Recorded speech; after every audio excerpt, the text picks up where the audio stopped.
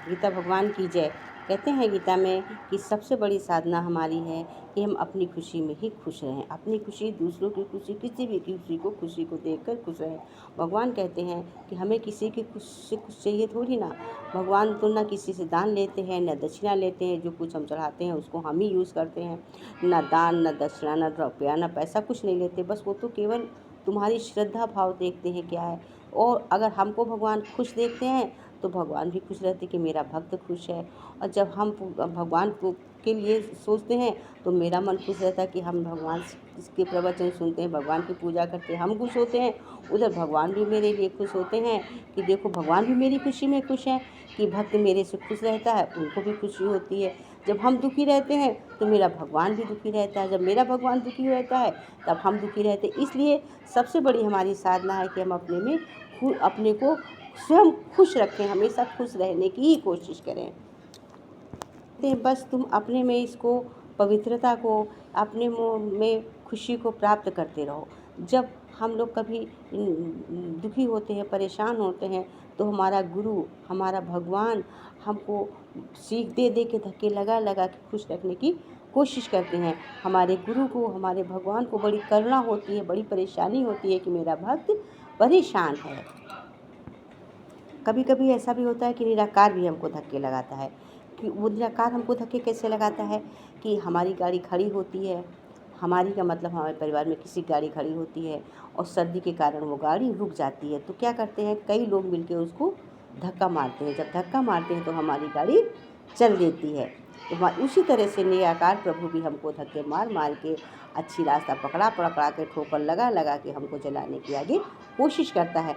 जैसे कुम्हार एक घड़े को बनाता है, पर कुम्हार क्या करता है, उस घड़े को जोड़ देता, पर जोड़ देता, लगता टूट जाएगा देखने वाले को, नहीं, लेकिन वो अंदर से हाथ लगा के उसको पीटता, वो घड़ा कभी टूटता नहीं है।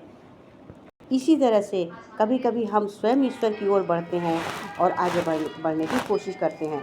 और कभी कभी जब हम नहीं बढ़ते हैं तो प्रकृति या कोई हमें सहारा देकर, समझाकर हमें प्रकृति की ओर, ईश्वर की ओर, भगवान की ओर, गीता भगवान की ओर, कि इष्ट देव की ओर बढ़ाने की कोशिश करता है, समझाने की कोशिश करता है कि तुम इस रास्ते को पकड़ो, ये रास्ता अच्छी है, इससे तुम्हें मुक्ति मिलेगी, इससे तुम्हें ज्ञान मिलेगा।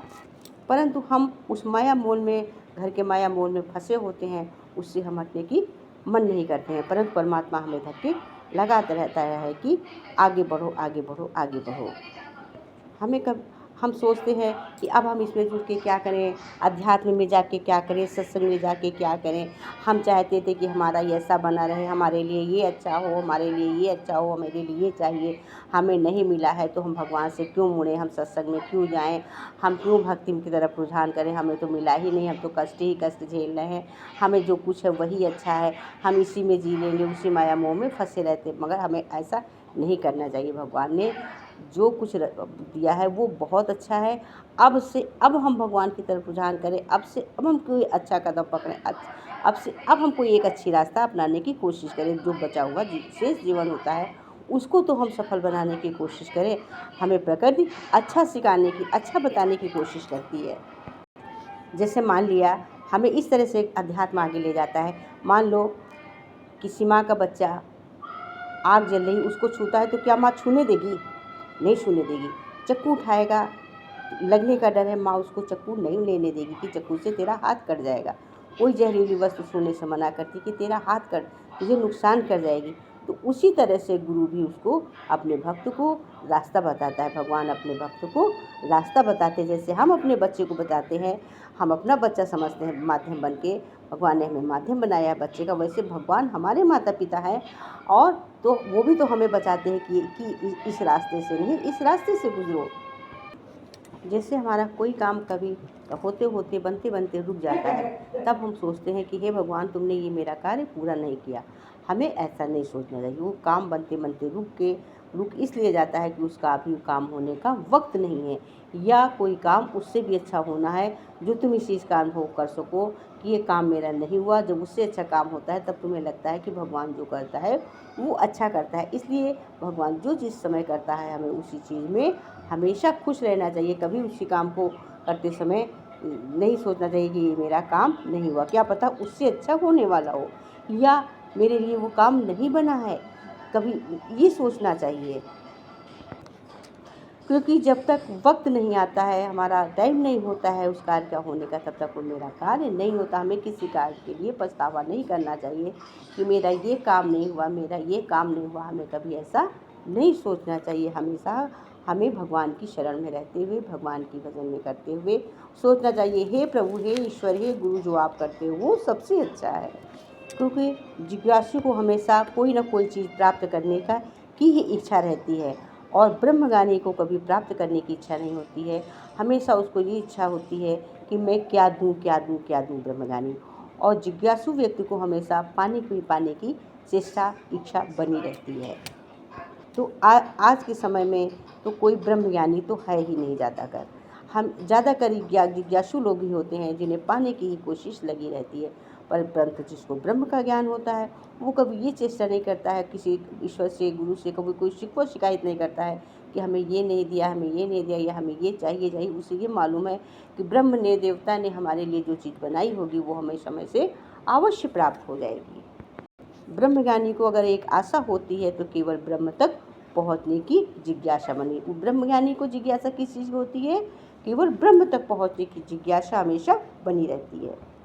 और जिज्ञासु व्यक्ति क्या करता है, कभी समाज में, कभी परिवार में, कभी बेटे में, कभी बेटी की, सभी की इच्छाओं को लेकर जिज्ञासु रहता है। तो ऐसा तो संभव ही नहीं है कि सभी की जिज्ञासाएं पूरी की जा सके। पर हाँ, ब्रह्मज्ञानी की एक ही आशा होती है कि हम ब्रह्म को प्राप्त करें। तो वो केवल एक ही आशा जब ये जिज्ञासा किया करता है तो उसको पाना अवश्य ज़रूरी हो जाता है, वो उसको पाके पा जाता है। लेकिन जिज्ञासु तो तमाम जिज्ञासाएं किया करती, तो उससे कुछ होती हैं, कुछ नहीं होती। उस पर व्यक्ति बोलता है कि मेरी ये नहीं पूरी हुई, भगवान ने मेरी ये नहीं सुनी। भगवान ने तुम्हारी सब सुनी, लेकिन क्या सारी जिज्ञासाएं किसी की पूरी होंगी? ऐसा संभव नहीं है।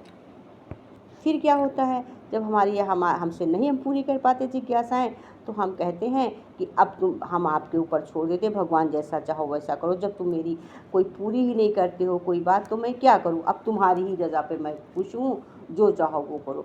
बस ऐसा नहीं सोचना चाहिए। भगवान हमारी हर आवश्यकताओं को पूरा करते, हमें खाना देते, कपड़ा देते, अच्छे से अच्छा पहनने को देते, घूमने को देते, नौकरी देते, सब कुछ देते, हमारी क्या नहीं पूरी करते।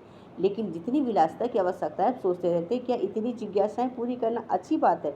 नहीं। इतना अगर हम ब्रह्म को प्राप्त कर लें, ब्रह्म की तरफ रुझान करें, तो हमको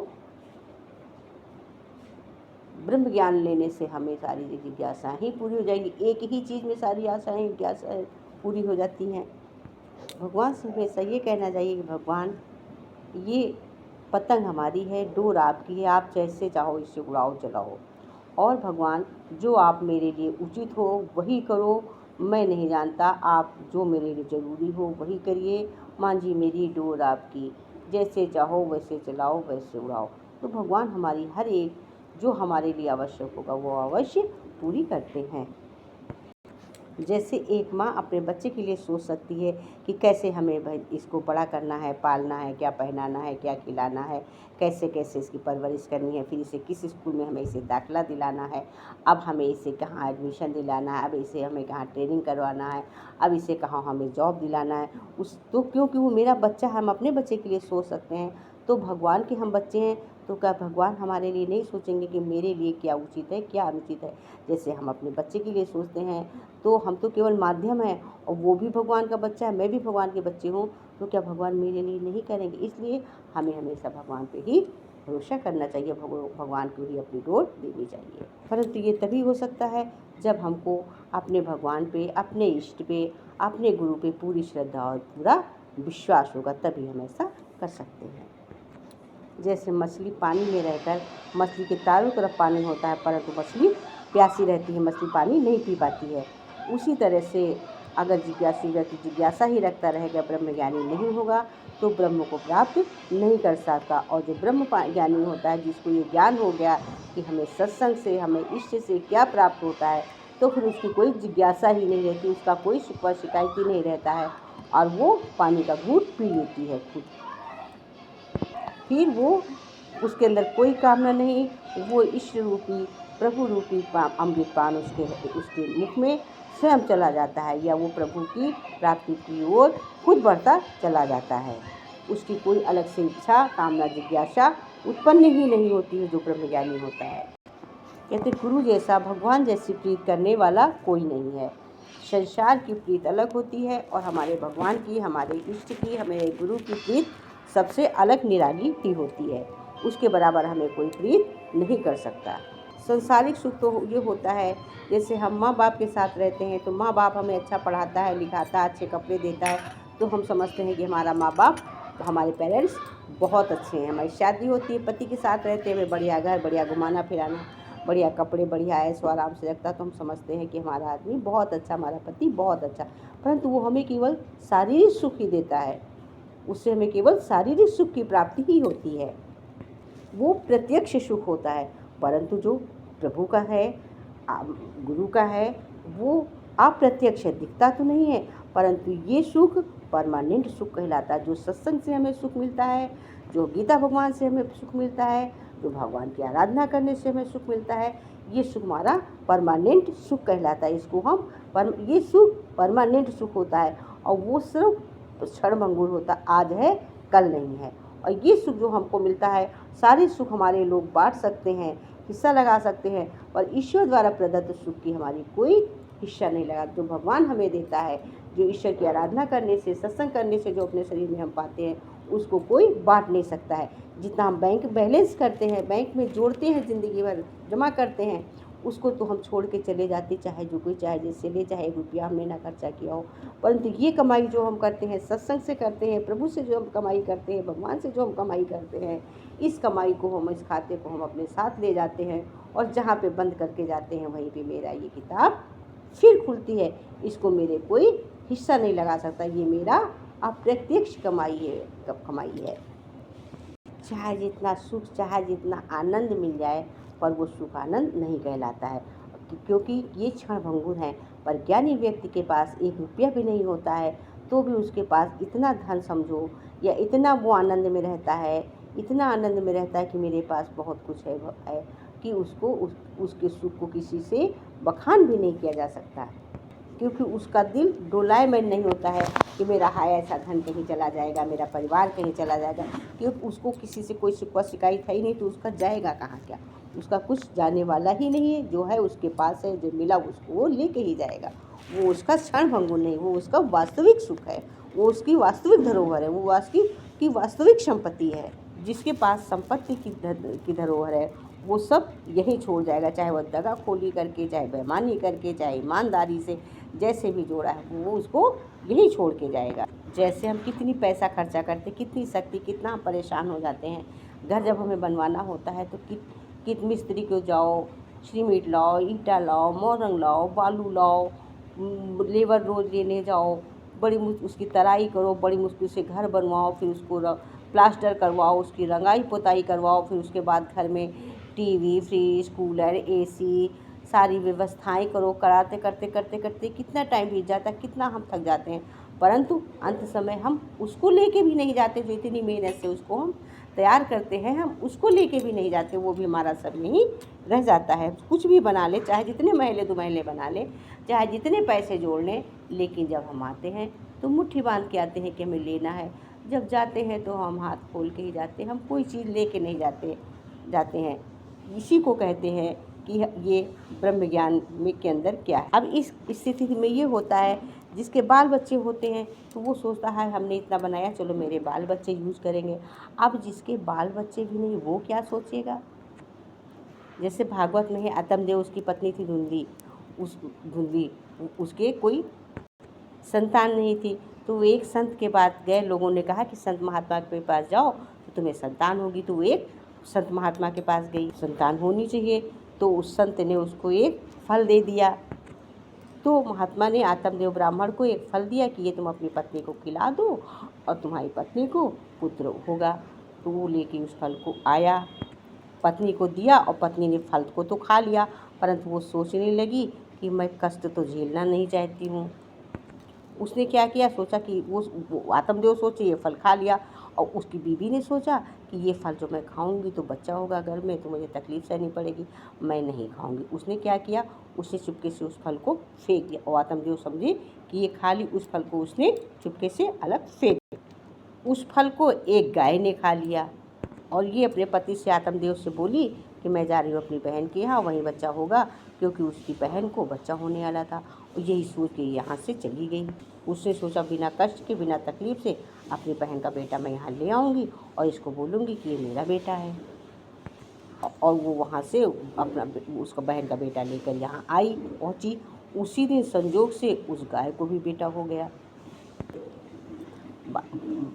उसके कान जो थे वो तो कान गाय जैसे थे, बाकी वो सब शरीर हंस जैसा था, क्योंकि वो महात्मा की कृपा का फल था। उसका नाम गौकर्ण रख दिया गया, क्योंकि उसके कान गाय की तरह थे।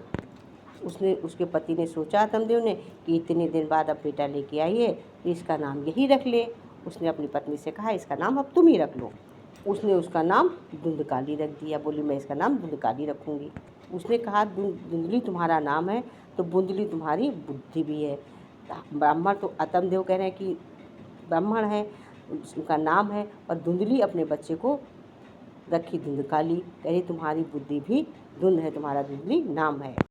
अब धुंधकारी जैसे जैसे बड़ा, उसका जैसा नाम था धुंधकारी, वैसे वैसे जैसे बड़ा हुआ, वो गलत कर्म करने लगा, वो रुपया पैसा किसी का छुड़ाने लगा, वो अच्छे आचरण का नहीं बना।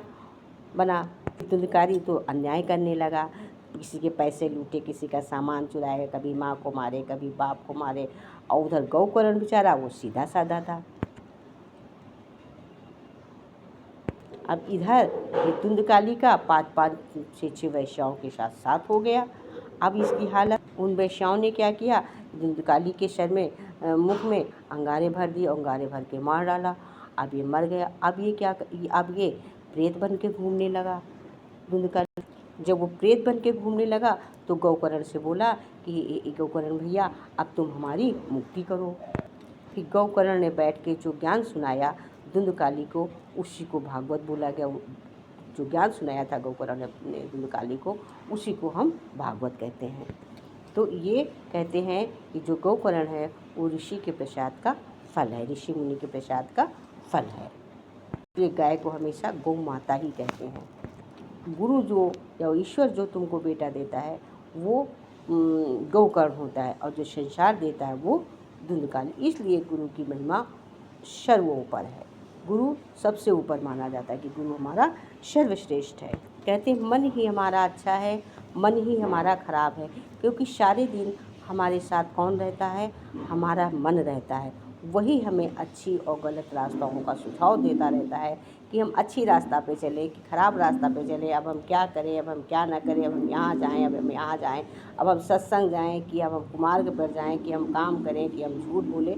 ये सब दिन भर हमको चक्की जैसा कौन चलाता है, मशीन जैसा? ये मेरे अंदर बैठा हुआ मेरा मन ही हमको अच्छी और खराब रास्ता की तरफ मोड़ देता है।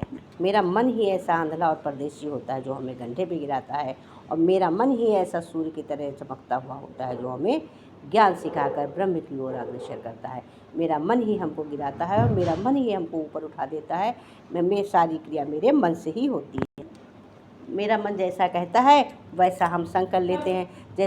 जैसे धुंधकाली ने वेश्याओं का साथ कर लिया था, वैसे हमारा मन जो गलत बात कहता है हम गलत बात को पकड़ लेते हैं। अच्छा कहता तो अच्छा, तो हमारा मन ही हमको आते जाते सिखाता रहता है अच्छाई और खराबी। ये मन ही हमारा सारे गलत करने की ओर हमें अग्रसर करता है। जैसे 5 विषय होते, 5 विषयों का सुख ले देते मनुष्य का मन जल जाता है, पूरा हो जाता है। और किसी भी व्यक्ति से पूछो तुम्हें दुनिया से क्या मिला, तुम्हें संतोष मिला, तो वो क्या उत्तर देगा? शांति मिली, प्यार मिला, आनंद मिला, क्या चाहा, क्या मिला? चाहे संसार से चाहा, चाहे भगवान से चाहा, चाहना तो उसकी सही थी, मगर संसार वाले तो खुद वही चाहने में बिजी है। वो क्या देंगे? तो वो रास्ता ही नहीं मालूम है कि ये 5 चीज़ें हमें कैसे मिलेंगी, 5 सुख हमें कैसे प्राप्त होंगे। वो हमें रास्ता कैसे बताएगा? जिसको खुद ही रास्ता नहीं मालूम है, वो हमको इस रास्ते तक कैसे लेके जा सकता है?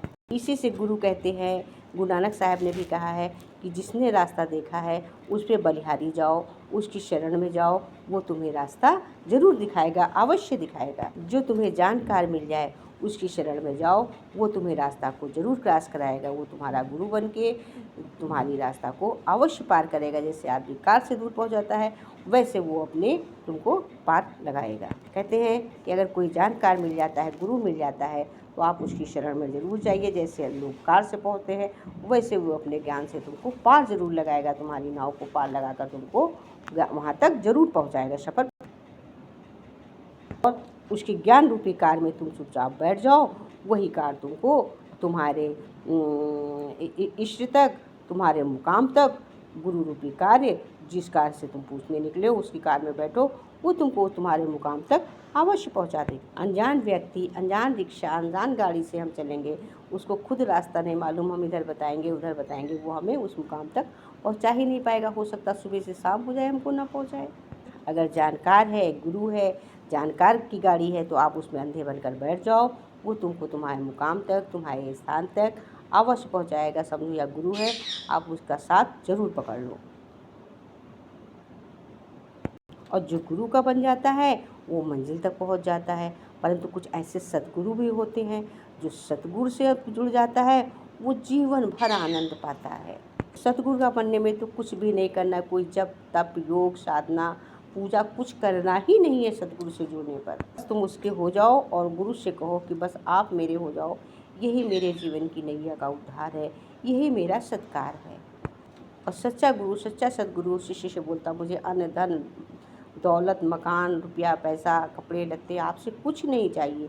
अगर सच्चा सद्गुरु है तो उसको हमसे कुछ चाहने की आवश्यकता नहीं होती है। बस तुम गुरु के बन जाओ। माय वर्ड इज़ लॉ, एक कायदा है, कानून नहीं है कि हम ऐसा करें, कोई कानून नहीं बताया गया, परंतु ये एक हमारा वचन है, एक जीने की कला है। उसके शब्द पर, उसकी वाणी पर चलकर हमें सब प्राप्त हो जाता है, प्राप्त किया जा सकता है। इसीलिए कहते हैं कि जब हम गुरु के वचन पर, भगवान के वचन पर, गीता भगवान के वचन पर चलते हैं तो हमारे जीवन में हर तरफ से शांति ही शांति, उजाला ही उजाला, प्रकाश ही प्रकाश दिखाई देता है। इसीलिए कहते हैं जब हम गुरु के वचन पर चलते हैं, भगवान के वचन पर चलते हैं, गीता भगवान की वाणी पर चलते हैं तो हमारे जीवन में चारों तरफ से उजाला ही उजाला, प्रकाश ही प्रकाश दिखाई देता है और हमें किसी प्रकार की कष्ट का अनुभव होता ही नहीं है। गुरु रूपी नाव में बैठकर कभी डरना नहीं चाहिए और यही सोचना चाहिए जब मुझे गुरु रूपी नाव मिल गई है तो मुझे किसी चीज़ से अब डरना नहीं है, अब तो मैं भवसागर से पार जाऊंगा। फिर मुझे किस चीज़ का, जब मैं गुरु रूपी नाव में बैठ चुका हूँ, मुझे सतगुरु ने अपनी नाव में बैठा लिया है, तो मुझे अब इन्हीं के साथ पार होना है और मुझे कहीं भटकने की कोई ज़रूरत नहीं है। फिर धन दौलत से भी डर नहीं लगता है। जैसे कि एक बार एक राजा और रानी बैठे हुए थे नाव में और बड़ी तेज का तूफान आया। अब नाव तो ऐसे डगमग डगमग डगमग डगमग हो रही। अब वो सेठ की पत्नी तो बहुत डर रही है कि नाव डगमग डगमग हो रही है, डगमग डगमग क्या करें। और लेकिन सेठ अब वो डरे, अब कहे कि अपने पति से कि मैं बहुत डर रही हूँ, बहुत डर रही हूँ। अब वो कहे कि डर तो लग रहा मगर क्या करें, मगर वो बड़ी तेज परेशान, कहे अब डूब जाएंगे, नो हो जाए। तो उसने कहा क्या करें, इसको चुप कैसे करें। उसने एक खंजर निकाला और कहा, गले पे रखा, कहा अगर तुम बोली तो अब तुमको मैं इसी से मार दूँगा। तो वो हंसने लगी। तो बोला कि अरे मैं तेरे को खंजर मार रहा हूँ कि मार डालूँगा, और तो क्यों हंस रही। तो वो कह रही है कि मुझे तुम्हारे प्रेम पे इतना विश्वास है कि तुम मुझे मारोगे नहीं। तो वो कह रहा, अरे पगली, जब तुमको मेरे ऊपर इतना विश्वास है कि मैं नहीं मारूंगा तो तुमको भगवान पे भरोसा नहीं है, सद्गुरु पे भरोसा नहीं है उनकी नाव में बैठ के कि वो तुम्हें नहीं मारेंगे, वो तुम्हें बचाएंगे। क्या ईश्वर तुम्हारी किश्ती को डुबो देगा? वो नहीं बचाएगा। जब मेरे ऊपर इतना विश्वास है तो ईश्वर पे पहले विश्वास करो कि वो तुम्हारी किश्ती को कभी, तुम्हारी नाव को कभी डुबो नहीं सकता है, वो भी तुमको पार लगाएगा। ऐसा विश्वास होना चाहिए। किसी भी लगता है कि अगर हमें गुरु मिल जाता तो हम पार हो जाते। इसीलिए कहते हैं अगर तुम्हें कहीं गुरु मिल जाता है तो चुपचाप गुरु की शरण में बैठ जाओ, गुरु तुम्हें अवश्य पार लगाएगा और गुरु की शरण में रहकर ही नैया पार लगाई जा सकती है। गुरु को फिर छोड़ने की मत सोचो, गुरु के वचनों पे चलते रहो, चलते रहो।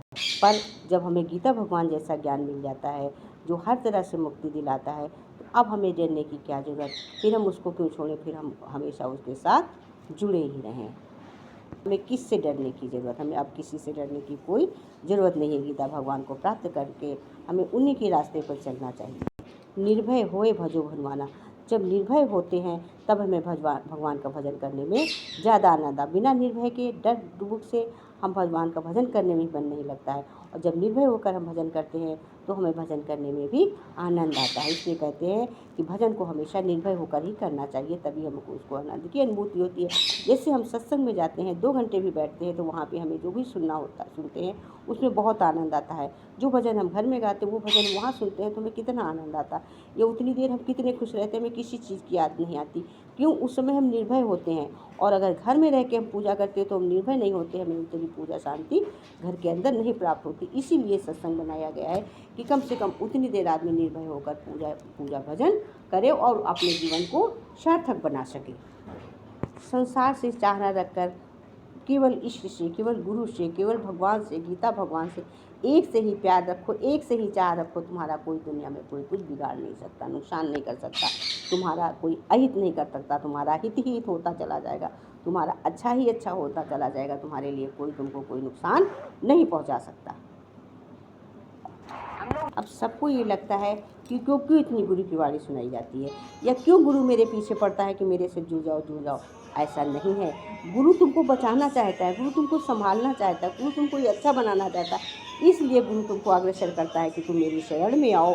जैसे एक कुम्हार घड़े को बनाता है तो क्या घड़े को इसलिए पीटता है कि टूट जाए।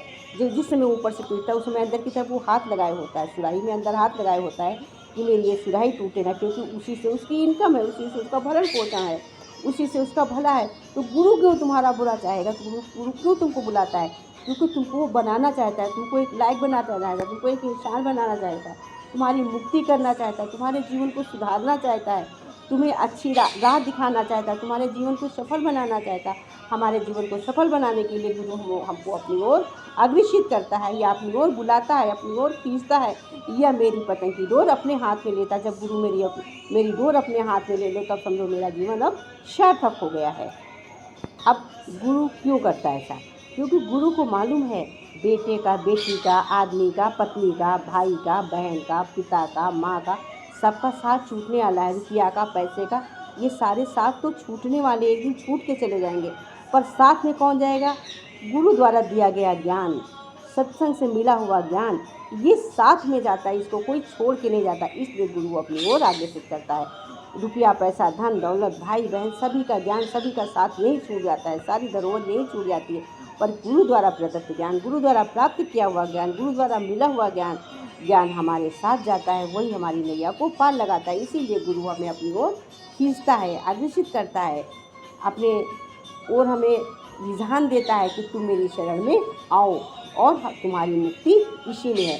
ये सोच हमारी है कि हम ब्रह्मा को चाहते हैं, भगवान को चाहते हैं, या हम इसी में फंस के, कीचड़ में फंस के नाली के कीड़े के जैसे बने रह जाते हैं। पर मेरा मन डावाडोल हो रहा रहता है। मेरा मन कहता है कि पता नहीं इस नैया से हम पार हो पाएंगे कि नहीं हो पाएंगे, हमें ज्ञान पूरा सीख पाएंगे कि नहीं सीख पाएंगे। तो इसलिए मन की नैया डावाडोल रहती है कि मैं क्या करूं, मैं परिवार छोड़ूं, ये पकड़ूं, वो पकड़ूं। जब बड़े बड़े महात्मा डावाडोल हो गए, विश्वामित्र जैसे ज्ञानी व्यक्ति महात्मा डावाडोल हो गए थे, तो व्यक्ति सोचा जब विश्वामित्र जैसे ज्ञानी महात्मा डावाडोल हो सकते तो हमारी क्या औकात, हम भी डावाडोल हो जाएंगे। यही सोच के व्यक्ति सत्संग और गुरु से जुड़ने में अपने मन में भ्रम बना के रखता है। इस स्थिति में गुरु कैसे उनको पकड़े? इस स्थिति में गुरु नहीं मिलता है कि जब आदमी सोचता रहता है कि हम पार होंगे कि नहीं होंगे, तो फिर गुरु उसका हाथ नहीं पकड़ते। जैसे विश्वामित्र को कोई गुरु नहीं मिला था जिसका वो पैर पकड़ ले, इसीलिए विश्वामित्र गुरु नहीं कर पाए थे, इसीलिए विश्वामित्र के गुरु कोई नहीं बन पाए। और हम लोगों को गीता भगवान के द्वारा गुरु की प्राप्त हो गई है तो हम लोग कभी गिर नहीं सकते। हम लोगों को गुरु मिल गए हैं, गीता भगवान रूपी गुरु कभी हमको दूर नहीं हो सकते हैं, और ये हम लोग को मुक्ति की द्वार जरूर ले जाएंगे और हमारी नैया को अवश्य पार करेंगे। यही सोचना चाहिए, गीता भगवान हमारी नैया को जरूर प्राप्त करेंगे। अब हम लोगों को गुरु मिल गए हैं। गुरु इतना ज्ञान डाल देते हैं कि लगता है कि अब हम इस संसार में फिर मुड़ेंगे तो हमें कुछ नहीं मिलेगा।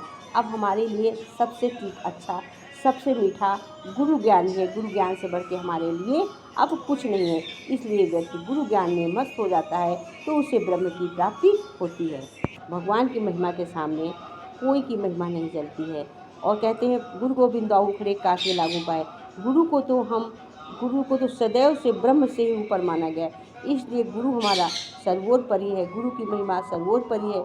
गुरु को हमें भगवान से भी पहले गुरु का स्मरण करना चाहिए और गुरु के बताए हुए रास्ते पर हमें चलना हमेशा जीवन में सार्थक ही बनाता है। कहते हैं माया भी भगवान की दासी है। पत्नी तो है ही है भगवान की दासी, लेकिन माया भी भगवान की दासी है। यदि व्यक्ति माया की इज्जत नहीं करेगा, पत्नी की इज्जत नहीं करेगा, भगवान की इज्जत नहीं करेगा, गुरु की इज्जत नहीं करेगा, उसके पास माया भी नहीं रुकती। कहती जा, मैं तेरे पास नहीं रुकनी। तू भगवान की इज्जत नहीं करता, गुरु की इज्जत नहीं करता, पत्नी की इज्जत नहीं करता, तू माया हूँ, माया रूपी दास हूँ तेरी, मैं भी तेरी इज्जत नहीं करूँगी। उसके पास दौलत भी नहीं रुकती है, उसके पास दौलत आना भी नहीं पसंद करती है। तब दौलत कहती है कि इतनी कृपा तेरे ऊपर परमात्मा ने की, गुरु ने की, और तू नहीं सुधरा, तो मेरे आने से तू क्या सुधरेगा, मेरे आने से तो तू और बिगड़ जाएगा। अब मैं तेरे पास नहीं आने की। उसके पास माया भी नहीं आती, उसके पास दौलत आना भी पसंद नहीं करती। जब तू गुरु से नहीं सुधरा तो तू मेरे से नहीं सुधरेगा, मेरे को तू खर्चा करके और बर्बाद हो जाएगा। मैं तेरे पास नहीं आनी, तू मेरी इज्जत नहीं करेगा। माया भी उसके पास जाना नहीं पसंद करती, दौलत भी उसके पास जाना पसंद नहीं करती। इसीलिए कहते हैं सबसे सरल रास्ता प्रभु में ध्यान लगाना, ईश्वर में आस्था करना, ईश्वर में विश्वास करना। जब तुम इन पर विश्वास कर लोगे तो तुम्हें सारे रास्ते अच्छे मिल जाएंगे, सारी रास्ताएं खुल जाएंगी। अगर आप बिजनेस भी करते हो, पैसा भी लगाते हो, सफल नहीं होता है क्योंकि आपने गुरु का स्मरण नहीं किया। भगवान का स्मरण करते रहो, तुम्हारे दाल रोटी खाने का, खाना खाने का तो भगवान तुमको निकाल ही देंगे। लेकिन अब तुम प्रभु को ही नहीं याद करोगे, उनका स्मरण ही नहीं करोगे, तो क्या कहते हैं कर्म प्रधान है, कर्म सबसे प्रधान है। तो इसीलिए सदगुरु के बताए रास्ते पर चल के हमें अग्रसर होकर ज्ञान से, उनके ज्ञान से हमें ज्ञान सिद्ध होकर हमें चलना चाहिए। तो कहते हैं कि गुरु को अपना के तो देखो, उसको आजमा के तो देखो। कहते हैं कि व्यक्ति कहता है, उस कहते हैं गुरु से कि मेरे पास बहुत बोझ है, तो कहते हैं वजन पापों का भारी है, इसे कैसे उठाएंगे। जमाने तुम्हारे लिए तो जमाना छोड़ बैठे हैं, जमाने की तरफ देखो, इसे कैसे उठाएंगे। तो गुरु कहते नहीं, तुम मेरी नाव में बैठ के भी तो देखो, कितनी भी तुम्हारे पास बोझा है, कितनी भी तुम्हारे पास तकलीफ़ें हैं, मेरी नैया में तुम बैठो, तुम भव सागर से पार अवश्य रहो। कहते हैं इसीलिए कहते हैं कि अगर कहते खिवैया आप बन जाओ तो नैया पार हो जाए, वजन पापों का भारी है, इसे कैसे निभाएंगे। खिवैया आप बन जाओ तो बेड़ा पार हो जाए। कहते हैं कि प्रभु से कहते हैं कि हे गुरु, अगर आप खिवैया बन जाओ, आप मेरी नाव बन जाओ, तो मेरा ये जीवन पार हो जाए। तो इसीलिए कहते हैं कि व्यक्ति को गीता भगवान कहे हैं कि भगवान रूपी नाव में बैठकर हमेशा प्रभु का स्मरण करते हुए हर कार्य करना चाहिए और जीवन को स्वच्छ और सुंदर बनाना चाहिए। झूठ छल कपट से बचना चाहिए, हमेशा सबकी अच्छे में भलाई का कार्य करना चाहिए, किसी के दुख में हंसना नहीं चाहिए, किसी की तकलीफ़ में उसकी निंदा नहीं करना चाहिए, किसी की पीठ पीछे निंदा नहीं करना चाहिए, गाय को किसी को मारना नहीं चाहिए। ये हमें ज्ञान सब हमारा गुरु ही दे सकता है।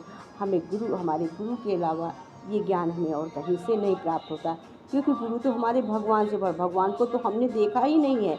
भगवान की तो मूर्ति जो इंसान काट छाट के बनाता है उसकी हम पूजा करते हैं, परंतु गुरु को तो हम प्रत्यक्ष देखते हैं। तो सर्वप्रथम हमारा कौन है?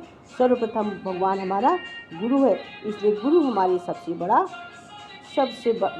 बड़ा भगवान है। गुरु को हमेशा सर्वोर पर समझना। गुरु गोविंद खड़े काके लागू बाएं, बलिहारी गुरु आपने गोविंद है। गुरु के तो बलिहारी है जो गोविंद तक पहुंचाता है, भगवान तक पहुंचाने में भी गुरु का ही आश्रय होता है। क्योंकि गुरु ही एक ऐसा होता है, गुरु अध्यापक गुरु बन के हम स्कूल में पढ़ा के हमको एक जन्म के बाद हमारी प्रथम घर पाठशाला घर रहती है, सेकंड पाठशाला हमारी गुरु बनते हैं, स्कूल बनता है, जहाँ से हम एक परिवार चलाने योग्य बनते हैं, 2 पैसा अर्निंग करने योग्य बनते हैं। उनको कौन बनाता है? गुरु। इसलिए गुरु का स्थान सर्वोपरि है। गुरु हमारा सर्वोपरि है। गुरु हमारी वो नैया है जो हमारे जीवन को सदैव पार करने की सोचता है, सदैव और सदैव पार करने की सोचता है। गुरु ही एक ऐसा है जीवन में आधार जो हमें मुक्ति दे सकता है, हमारे जीवन को सार्थक बना सकता है, हमारी नैया को कह सकता है, हमारी नैया को पार लगा सकता है। गुरु की सेवा व मेरा इस संसार में कहते हैं पकड़ो हाथ अब मोहन नहीं तो डूब जाएंगे। हमारा कुछ न बिगड़ेगा, तुम्हारी लाज जाएगी, सरी है पाप की गठरी, इसे कैसे उठाएंगे। तो कहते हैं गुरु ही एक ऐसा है कि अगर नहीं पकड़ता है तो उसकी कहते लाज जाती है। इसलिए गुरु तत्काल हाथ पकड़ लेता है अपने शिष्य का कि मैं तुम्हें ज़रूर खींच के पार लगाऊंगा या नाव से उस पार अवश्य ले जाऊंगा। इसलिए गुरु रूपी नैया सबसे बड़ी होती है। गीता भगवान कहते हैं कि हमें सदा गुरु का और हमेशा आदर करना चाहिए। गुरु के बताए हुए मार्ग पर चलकर ही हम सभी अच्छी अच्छी चीज़ों को सीख सकते हैं और गुरु के बताया हुआ रास्ता हमारा सर्वोपरि है। गुरु शरण सर्वप्रथम, गुरु ही हमारा सर्वप्रथम है। इसीलिए गीता भगवान कहते हैं कि सबसे बड़ी साधना हमारे अपने मन से काम रखना। क्या है? सबसे बड़ी साधना है हमारी हम अपने मन से काम रखें, अपने मन से ही काम रखना सीखें, अपने मन को काबू रखें, अपने मन से जो काम है सीखें, अपने मन से ही काम रखना। चलो गीता भगवान की जय। लाइक और सब्सक्राइब फॉर मोर।